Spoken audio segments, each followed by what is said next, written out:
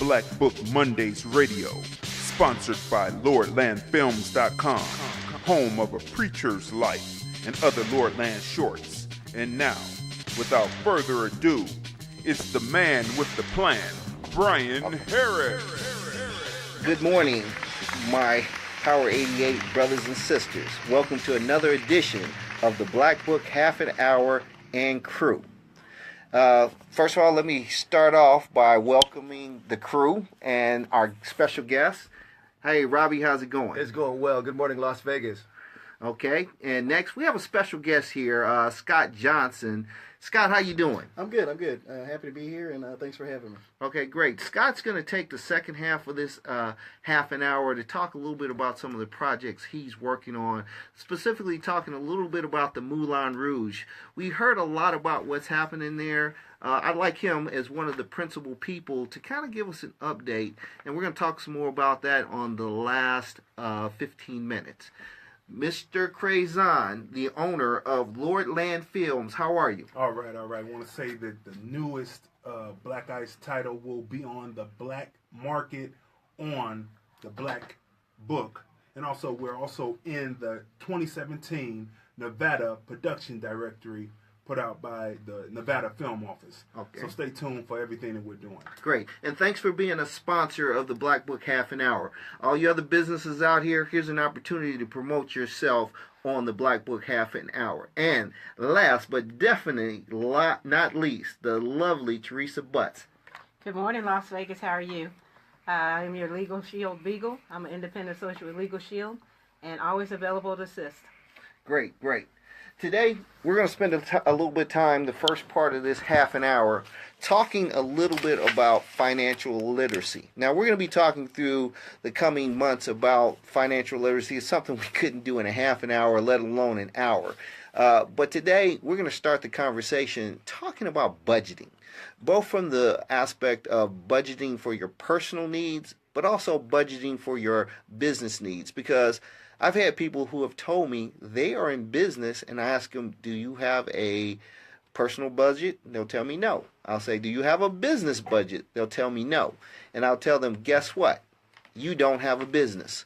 Because if you do not have a budget, it is the first phase of planning to succeed.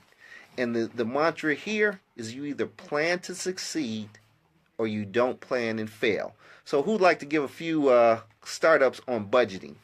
Well, first of all, I want to also sort of frame the conversation because having been in the financial service industry for over 20 years, also in the nonprofit realm, sitting with thousands of families over, a period of 20 or so years, one of the common themes that I saw was that people are always having trouble or issues around managing their money. And because not many people actually get educated around this issue, whether it's from the parents or from your formal education. We really have to spend time learning how to do that ourselves. So financial literacy is really important. You can make a lot of money. It doesn't matter that you make a lot of money. It's what you're actually able to keep that makes a difference, right? Exactly. So managing expenses, learning how to invest your money, to really know what an asset is versus a liability, right? So just having those commonsensical kind of understandings as to what these things mean and how they apply to you and how much it really matters for you to be educated so that over time you're able to not only live off what you make, but learn how to maximize what you make and learn how to plan for your retirement and some of the major life cycle events in your life. So. Exactly. One of the things people don't realize, they think that when you are budgeted, you are limiting yourself. But in all actuality, when you budget, you free yourself to be able to buy and keep the things you like, to be able to go on trips, to be able to set yourself up for a retirement so this goes on even after you have a job, even after you leave your job or your business. So budgeting, not just for the present, but for the future, is critical to your overall success. Anybody else? Not just that. When you're budgeting, you have to think about your family, too, and your future. And one of the things with Legal Shield that we really stress the people that you need to do is get your will. Because what you want to do is make sure that you're going to take care of not only yourself while you're alive, but make sure your family is prepared if something was to happen to you. Especially you want to think about if you have young kids. If you're in an accident tomorrow, your kids are left with nothing. They have no idea what to do, what you want it done. So it's very important to do that. And also, it doesn't take much to budget. I always think about what I need and what I want. And what I want can always wait. What I need, I try to make sure I take care of. Thank you. Anybody else? Yeah. Just to piggyback on what she was saying, growing up in Arkansas, my grandfather used to always emphasize to us, he said, if it's not $5 or $1, always plan to save. In the construction industry, obviously, a budget is very important because we start each project with a budget, and we work off of that. So definitely, budgeting is something that's very important, something I think that we definitely need to emphasize more, and that's what Okay, great. You going to say something? Yeah. I take it in more of a practical terms, and I tell stories because of my previous business. I was a retailer, and an older retailer told me that you use your business as if it's the stock market. If you do hip hop, R&B, jazz, reggae, you have these different sections. You find out what works and what doesn't. You have a certain amount of money that you allocate to get product every 2 weeks. And then you look at what is sold, what hasn't. And then from there, you're able to determine your gains and your losses. And that's how you budget in. So I tell it like that. That might not exactly be what it is, but from just practical application and experience, I bring it that way and say that, that's budgeting. Okay, great. Here's a thought. Again, the budgeting from your personal is important, but also from your business aspect. Most of us, if you want to have a business, it should be set up to sustain your quality of life and allow you to save. And many of us say, I'm in business. They go out and they pay for a business plan. And guess what, folks? That's somebody else's plan if you paid for them to write you a business plan. It doesn't have to be done in the format that somebody else does. It can be set up where I'm just saying, these are my goals. It should start from a monetary that says, this is where I want to be, a budget, 6 months, 12 months, 2 years from now, so that you're able to say, have a plan to succeed so that you can modify it and go forward. But the start of a successful business, be that the business of running a business or the business of controlling your own personal finances, has to start with you understanding what is my income versus my expenses, and what do I have left over for savings. And part of that should be even insurance. You need to have life insurance. You need to set yourselves up so that we create generational wealth, and it should be in your budget. Guess what? Rather than spending $150 on Nikes, you could spend that money trying to take care of your family for the rest of your life and theirs. So again, budgeting is very important. And I'll tell you what, the BlackBook Half an Hour and Crew have started a financial literacy training. We're going to be doing training both with ourselves and with the churches of Southern Nevada to try to help everybody start off with phase 1, from budgeting to business budgeting to starting a business to credit repair and so forth. We as African Americans need to understand knowledge is power. Literacy will allow us to not head towards second-class citizens. And brothers and sisters, if we don't start to understand that the United States is a capitalist society, it runs on those people who understand the proponents of capitalism. And so if we don't, and we are illiterate when it comes to financials, then we have set ourselves and our families up to fail. So a couple of housekeeping I'm going to talk about. Oh, before I go, if you are interested in our financial literacy, you can contact myself, Brian Harris. You can either call or text me at either 708-805-3819. Again, 708-805-3819, or you can call or text me on 702-234-7473. Let me go. Do the 708-805-3819. Okay, a couple of housekeeping before we go to my friend, Mr. Scott Johnson. A shout out to Smitty's Pest Control. They are new on the Black Book. Smitty and I have known each other for a couple of years. They just finished spraying my house. He does it for me monthly because guess what? It's bug season. If you don't spray, then you know what? You're going to have visitors in your house this summer. Smitty is black owned. He is a very nice person. He's young. He gives you quality service. Definitely recommend him. If you want to get in touch with him, you can call him at 702-772-0772. Again, 702-772-0772. Again, Smitty's Pest Control.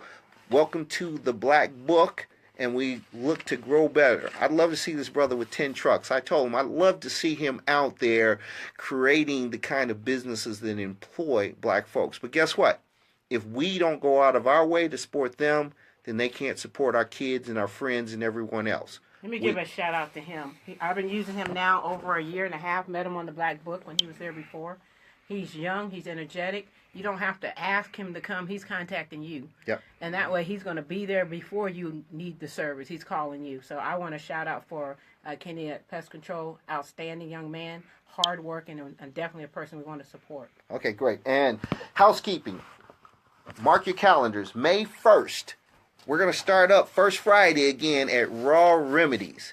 Folks, we had a great showing at Eclipse Theater. Beautiful place. We had probably over 85 to 100 black people coming out to network and get to know each other and do business. As a matter of fact, I had people come by and say, man, I met this person and we're doing some business together. So we're going to keep this trend going and go to another black-owned business. It's called Raw Remedies. It's a beautiful place. They actually deal with natural hair care. But this lady is phenomenal. She has a compound unlike no other. When you go back there, it's set up for partying. You can enjoy yourself. It's got a stage. It's kind of eclectic. It's really cool. And it's a gathering for both young and old. And that's why we decided we're going to have it at Raw Remedies. We had some last year. They were great. So if you decide to, it's 203 East Colorado, Raw Remedies. I want you to consider coming out for First Friday. It's going to start at 5, go through about 9, 10 o'clock. We're looking for both event sponsors and booth sponsors. So if you're interested in selling your products or promoting your service, we expect to have a bunch of people out for First Friday. It's right down the street from the actual First Friday. We're going to have those bands, live bands. We're going to have like DJs. We're going to do probably a little spoken word. It's going to be a party in there. And actually, for those of us who do imbibe, there will be a bar. So the setup is this. We're going to have Miss Sierra Sparks White. She is Miss Black Teen Nevada. Invited her to come out from 5 to 7, and that's going to be geared towards the youth. To come out, meet her, come out. We're going to have some DJs. We're going to have some music. We're going to have some live music for the youth to come out and enjoy themselves and party. And then we're going to kind of slide into the old folks, grown folks, and start having some stuff starting after that, where we're going to try to recognize a couple of local nonprofits. Hopefully you've heard of MEMRA. MEMRA is located on the corner of Cary and MLK. A lot of us hear about Goodwill. There's not very few of them in our communities. And guess what? They're a for-profit company. Matter of fact, you'd be amazed how much the CEO of Goodwill makes. A couple $1 million. Yet we have places like MEMRA that are out here. They provide medical products and service. They had clothing, food, you name it, straight into our community. These are the people that we need to support. This lady has come out of her own pocket and took what was an eyesore on that corner and made it beautiful. So we're going to recognize them. We're going to recognize AK's Closet. Obviously, AK is a comedian and a host here on Power 88. She's done phenomenal things, and it's come from her heart. She collects both clothing and hygiene and whatever people need in the community who don't have. And she does it because that's in her heart. And we need to come out and recognize AK's Closet, Memra, and last but not least, Wings. Wings is a women's empowerment nonprofit that was created by Bobby, the owner of Raw Remedies.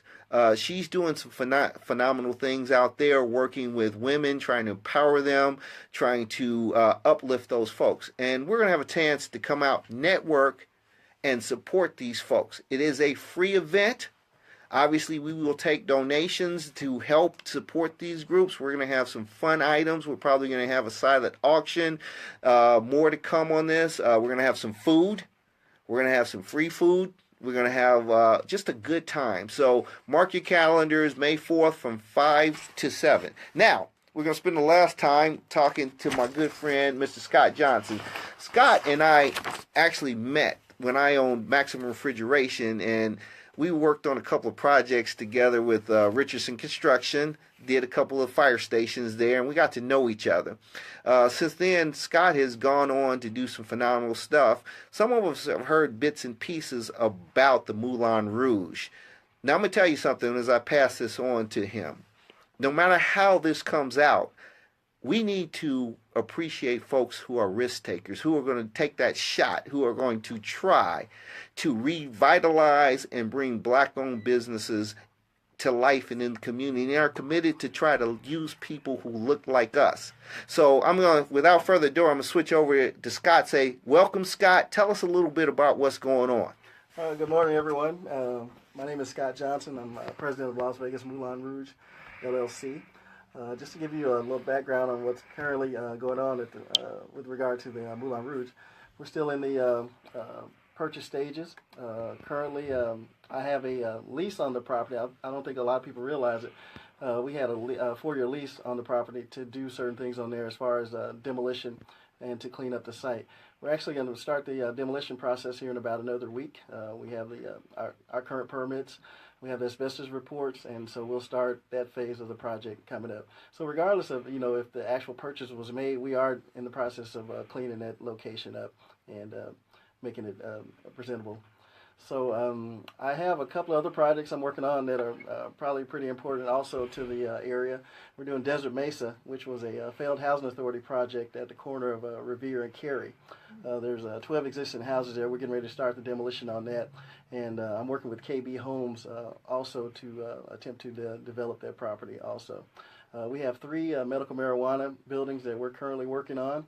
I'm proud to say that 75% of the workforce on those projects are African American. Wow. A lot of the relationships that I built over the years working with Richardson Construction, we brought those subcontractors on board to the point where we have a really good team, and we've been noticed around the valley, and so we actually got a few more projects just based on those relationships. Great. So there's a lot of stuff going on in my arena, and as far as what I'm looking to do and what I've always emphasized is to bring in sustainable jobs, and not just entry level jobs based on a lot of the I'd say locations on Martin Luther King, say for instance El Polo Loco.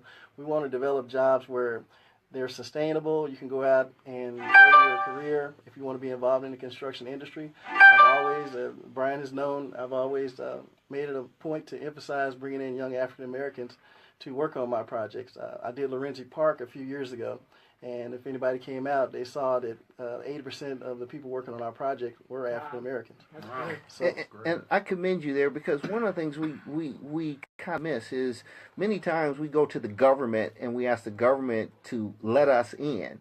But we need more people like you who saying, you know what, I'm going to go out of my way, because this is not a government project, and I can make those decisions on who my subcontractors are. I can make these decisions on who I'm working, because if we can't lead by example to give them a reason to employ our people, then how can we continue to ask them to support us? Right, absolutely. And that's one thing I always commend Mr. Richardson for. I worked for Richardson Construction for about 25 years. And he always would emphasize that point and say, hey, we need to get some young African Americans, working in training. Because if I wasn't given the opportunity, just so happens that my family was always involved in construction. So I always knew I had a summer job doing construction, or either, when I got out of college, I knew I had a position waiting for me. But I was given an opportunity, and that's all. That's all it takes. If you got an opportunity, you can do it. You can build something for yourself. Yep. And great. Just so you know, too, I work for multiple. I used to own Maximum Refrigeration. Absolutely. And I did multiple jobs. And the funny thing is, I had a lot of African American HVAC employees working for me, because I also believe that, you know what, if you own and don't employ, then don't look for the advantages of being a minority-owned contractor. Absolutely. So, like I said, I appreciate you coming in, because I want people to understand these businesses, even the Moulin Rouge, you're talking about $100 million project. So let me rest assured, when you're an African American trying to deal with $100 million project, there are twists and turns, because none of us have $100 million in our pocket. Absolutely. It's very hard to get us to invest in these projects. So they've got, if you're an African American developer, you've got to go find money.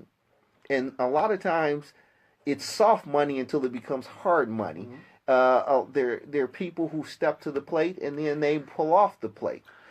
I can only begin to tell you how many situations where we've had people say, "Oh yeah, I want to invest or do this or whatever." Come to the last minute, they change their mind. I've probably had this conversation hundreds and hundreds of times, but you can't give up. I put a lot of effort and energy into it, but like I said, one thing I've always learned, I said, if you quit, you never know what's going to happen. But if you keep going, there's one or two things that can happen, and a lot of that is positive if you stay the course.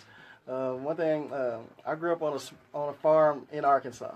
I mean, out the middle of nowhere, small town, 500 people, whatever. One of the things that was always instilled in me was a work ethic. I had 6 uncles. My mom has 6 brothers. They were, they all were, had their own businesses or involved in some form or fashion. But they always worked hard. That's what I always saw. That's the example I give to my son. I say, hey, do whatever it takes to get the job done. It's never going to be a situation where I'm going to quit. There's several times, in dealing with the Rouge, we've been involved with this since November of 2015. Plenty of times we could have walked away, did other stuff and stuff like that. But I'm not wired that way. Mm-hmm. I'm wired to, once I start something, I'm here to finish it. And I'm not going anywhere, trials and tribulations, fighting with the city, all this other kind of stuff. I'm not going anywhere. Yep. So, it is what it is. And my thing to my brothers and sisters who listen to this, when you see a person like Scott, give him some positives. If you got something negative, keep it to yourself, because you don't understand the trials and tribulations a person goes through to try to make a project like this happen and to try to get to the point where we are employing our own. It is not an easy road. As a matter of fact, most people were told, man, if you go another road and you forget about those folks, you can be a multimillionaire. Mm-hmm. We need to understand, we need to support people like this. There are a lot of what I'm going to call hidden heroes that are out here trying to do phenomenal things with a tough road ahead of them. You've actually been in the business for 25 plus years. You've obviously achieved some level of success. If you were to give advice to some of the young up and coming developers, what advice would you give them in terms of being able to stick around for as long as you have and being able to continue to do great things like you're doing now? I'd say seek out a mentor. Yep. Mr. Richardson was always a valuable person I could always lean on. I mean, he's always there. I talk to him every week, still to this day. I hadn't worked for him since, 2012. But he's someone I could always call and lean on and get advice from. I have family members, you need a support group, basically. You're going down a lonely path. I mean, when you're trying to secure millions and millions of dollars, there's not a whole lot of people out there willing to give that to you. You're basically going to say, hey, give me some money for a house. I don't know how I'm going to give it back to you, but if you can just give me that money, we'll be okay. So that's basically my situation at all times. But like I said, seek out a mentor that can help you. And I encourage all the businesses to reach out to young people. The youth are our future. Absolutely. And we have to, in order to ensure that we carry on, we have to make sure that they're given the right direction and the tools to utilize it. I try to talk and speak to as many people as I can to tell them, I said, there's not a whole lot of us involved in the field, whatever. I said, but, construction and development is a very lucrative field. It is. Yeah. And that's why one of the things is we got to stop worrying about minimum and start looking for those, training ourselves to be at maximum. Right. And it comes back to changing our thought. Mm-hmm. And it comes back to us starting to trust each other and starting to reach out and work for people. Yeah. A lot of times we have been brainwashed, again, miseducation, to believe it doesn't matter who we do business with, or to believe that we need to go for the cheapest route instead of supporting our own. Let me tell you something. The Jewish community doesn't go for the cheapest. They go for their community first. Right. Let me say that again. They go for their community first. So does the Asian. And so does the Asian community. We have to start with that mindset. Right, and just to piggyback on that, I just returned from Southern California for some meetings, and basically what you said, I met with a Jewish group, and just how they do business and how they do business with each other, just it amazes me, and how they put everything together. Those are things that like you said, miseducation. Those are things that we don't necessarily do. I've over the past couple of years, I've done some projects in the Asian community. Also, same thing. The way they do business, it's amazing, and how they all can work together. You don't hear anything negative, like, oh, okay, this guy's doing this or whatever. Oh, we don't want him to do this and this. You don't hear that. What they do, they take a project, they put it up on the board. They say, you getting this percentage, you getting this percentage. Let's move forward. Whatever your area of expertise, that's what you bring to the table, and they move forward and they get the projects done. We spend a lot of our time, and I hate saying this, the crab in the barrel thing. I mean, fighting. That back and forth, even on this project here, we've had some situation where we've been going back and forth instead of all of us coming together and let's say, hey, let's do this project together. I'm gonna tell you something that has really irked me. Reverend Rogers' project up on Martin Luther King, the church that's not finished up there. I keep hearing it. Oh man, he ran out of money, this and that. Instead of saying that, why don't we all get together and say, hey, let's go over and help him build his church. When I was in Arkansas, the community I'm from, a very tight knit group, we had a situation like that. We come over there, somebody barbecue, bring the beer, whatever. We'd all be over there trying to help him, not chastise and say, oh, look what happened to him and this and that. No, we should be trying to help each other. Yep, and we should try to build it with people who look like us. Absolutely, because everybody else is doing it. Exactly. Yeah, we're the only group that has the situations that we are in. I mean, like I've worked with like I said, the Asians and other groups, and to watch them, how they pull together and get projects done, I'm like, man, I wish I could take this back to my community and we could do stuff like that. Hey, we're kind of getting towards the end of the road, but again, this was our surprise guest, and Scott, I appreciate you. He dropped what he was doing, just got in town. I asked him to come by and talk a little bit about what's going on. The Black Book Half an Hour, this is what we're about. We're about black economics. We truly believe that if we unite, we're a closed fist that cannot be beat, cannot be stopped. We are $1 trillion industry. We spend $1 trillion. That means we help everybody else's economies tremendously. But since we spend less than 2% on ours, we're at the poverty level, folks, because of us. When we start to look in, when we start to use people like Scotty's Pest Control, when we start to eat at black-owned restaurants, when we start to buy our clothing from black-owned businesses, we will see a change in Black America. So, once again, I thank you for listening in to the Black Book Hour. Please download the Black Book. Please look at the black market on the Black Book so you can buy products from black businesses and services. Once again, buy black, be black. I'll see you on First Friday, May 5th.